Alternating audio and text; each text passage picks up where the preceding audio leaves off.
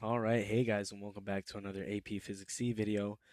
Today we're going to be doing the electric field from a small rod of charge that is centered on the y-axis instead of the x-axis, and we're also going to do a different method of integration.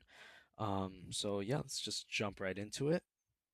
So like last time, we want to visualize a little dx, not dx, we want to visualize a small dy here, right? That also corresponds to a dq.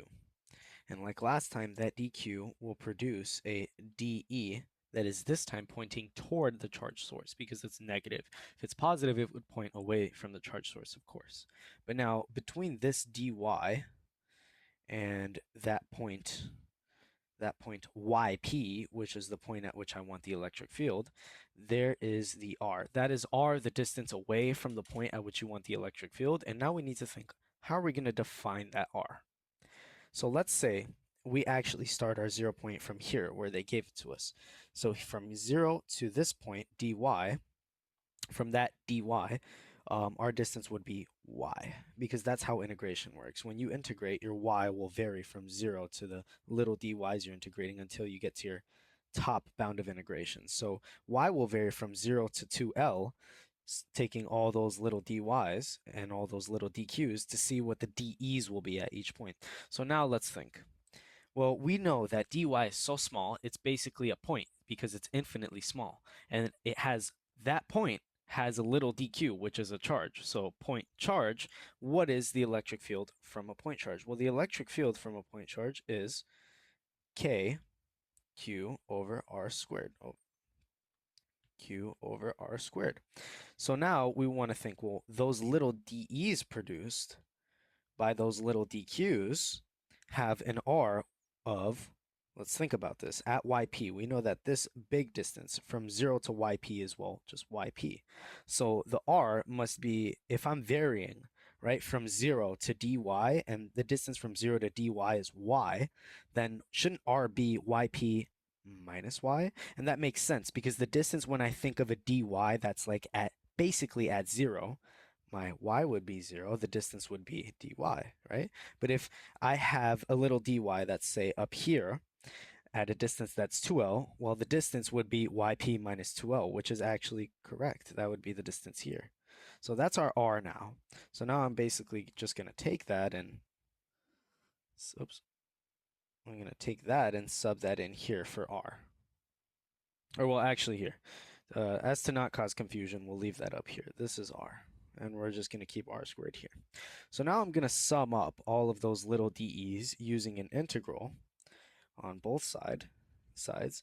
But for the right side, we need a bound of integration and we need an r hat. Because when I sum up the little dE's, computing an integral will give you a value, right? It'll give us e, a scalar, without the vector. So in order to add that vector back in, I need the r hat. So I'm going to keep that r hat, but we're also going to consider when I have that r hat, well, r hat is a unit vector. It could be I hat, j hat, or k hat. In this situation, since we're on the y, we're going to use j hat. But we need to think, is it positive j hat or is it negative j hat? Well, in this instance, it will be negative j hat. But that will come, the negative will come through later through lambda, so we don't need to worry about that yet, quite just yet. So we'll just put j hat there for now. But now, again, we need to think, well, from where to where are we summing up these dq's? Well, these dq's, like I said, because we're basing it off of this 0 point, right? We're going to start from 0 and work our way from y, or we're going to have y work its way from 0 to L. Our integration bounds will be from 0 to 2L, right? So now that we have that, we can transform this integral now by seeing, okay, well, I have r squared and I have dq. Well, those don't necessarily match. So now I'll plug in what I had earlier for r, being yp minus y squared. And then I'll have dq and I'll have my j hat here. Well, now these still don't compute, right? Or they still don't agree because my y is varying from 0 to 2L, like I said. But I have dq. I can't integrate a function of y with respect to dq. Now that's where lambda comes in. Now, if you can recall, our lambda was negative, and a lambda corresponds to dq dy.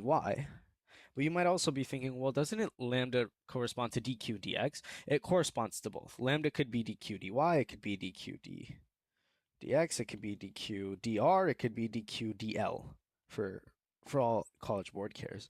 They're all the same, right? It's just a small difference in charge over a small difference in distance. So because we have y, I'm going to say it's dq dy. Because lambda isn't varying on the x, it's only varying on the y. So now, if I multiply dy to both sides, then I will get an expression for dq, which will be negative lambda dy. So I'll just sub that in for dq, and then I get something that looks like a comprehensible integral. Negative lambda dy, and that's being multiplied. I got to make that clear. So now we'll just pull out our constants, right? And now this integral becomes this. And now what you might be thinking here is we should do a u substitution, which we totally could.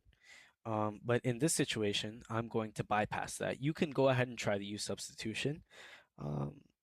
But yeah, I'm just not going to, because I know this property of calculus that if I integrate with 1 over, say, ax plus b raised to any power n of dx such that, well, let's say n is not, sorry, I'm going to use squared here, dx.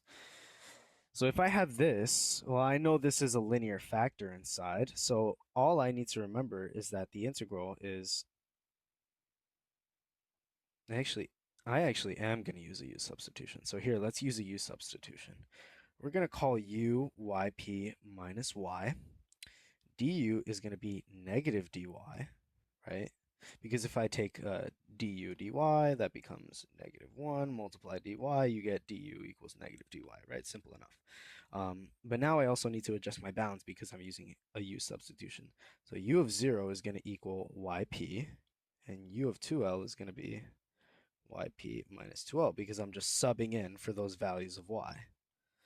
So now this integral will become negative k lambda integral from yp minus 2l 1 over, and I said du equals negative dy, right? So if I just multiply the negative to the other side, dy equals negative du, then I'll put that negative there, and I get u squared du. Simple enough, right? So now I'll integrate this, and I'm going to keep that negative there, and I'll show you guys why in a second. And I'll get this 1 over u squared will integrate to negative 1 over u from the integrations of yp, or from the integration bound of yp to yp minus 2l.